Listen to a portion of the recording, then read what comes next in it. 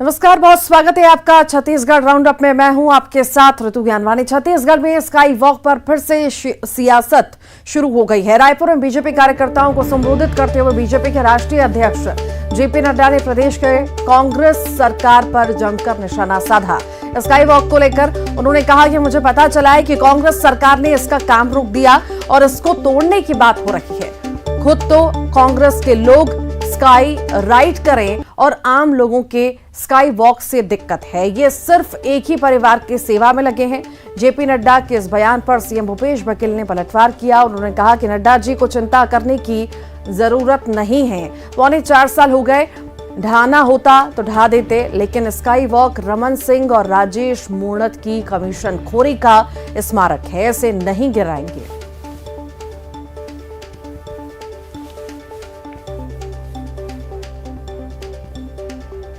JP Nadda ने निशाना साधा है तो वहीं कांग्रेस की तरफ से भी पलटवार हुआ है। स्काई वॉक को लेकर एक बार फिर से सियासत हो रही है।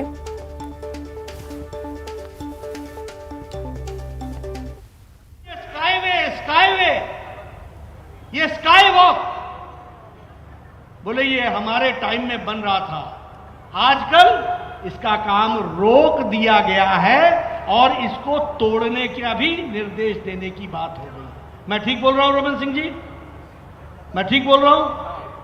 अब आप बताइए, ऐसे लोगों को सरकार में रहने देना है क्या? ऐसे लोगों को रहने देना है क्या जो खुद तो स्काई डाइव करे, स्काई राइज करे और दूसरों को स्काई वॉक से भी रोके? ये कैसे लोग हैं? ये विकास विरोधी लोग हैं। ये नहीं चाहते कि समाज आगे बढ़े। ये चाहते हैं कि इनका घर भरे।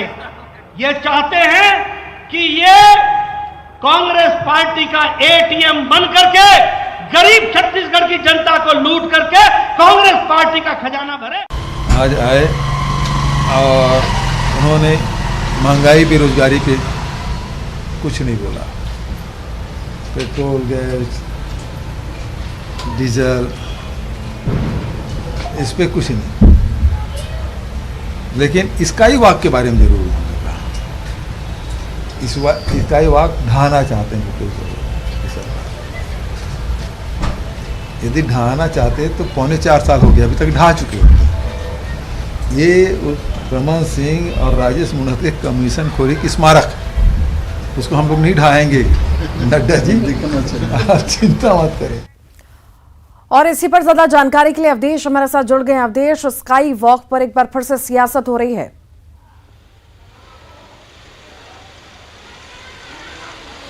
बिल्कुल बिल्कुल भी तो काफी तेज सियासत हो रही है कि बीजेपी के राष्ट्रीय अध्यक्ष जेपी नड्डा को अपने संबोधन में अगर स्काई वॉक का जिक्र करना पड़ रहा है और स्काई वॉक को तोड़े जाने की बात कहते हैं कि यह सरकार 4.25 साल में बीजेपी के द्वारा किए गए कार्यों को रोक देना चाहती है और रोक दी है, जिसका ताजा उदाहरण स्काई वॉक है कि जिसे बीजेपी की सरकार बनाना चाहती थी, लेकिन कांग्रेस की सरकार न केवल उसे रोकी है बल्कि ढहाने की भी जो अनुमति है वो देना चाहती है, देने की तैयारी कर रही है। और इस पे जो है छत्तीसगढ़ के मुख्यमंत्री सीधे पलटवार करते हैं कि ये स्काई वॉक दरअसल तात्कालिक मुख्यमंत्री और पीडब्ल्यूडी मंत्री राजेश मूणत का भ्रष्टाचार का स्मारक है। लेकिन वो ये भी कहते हैं कि अगर उन्हें ढहाना होता तो 4.25 साल में इसे ढहा दिया जाता।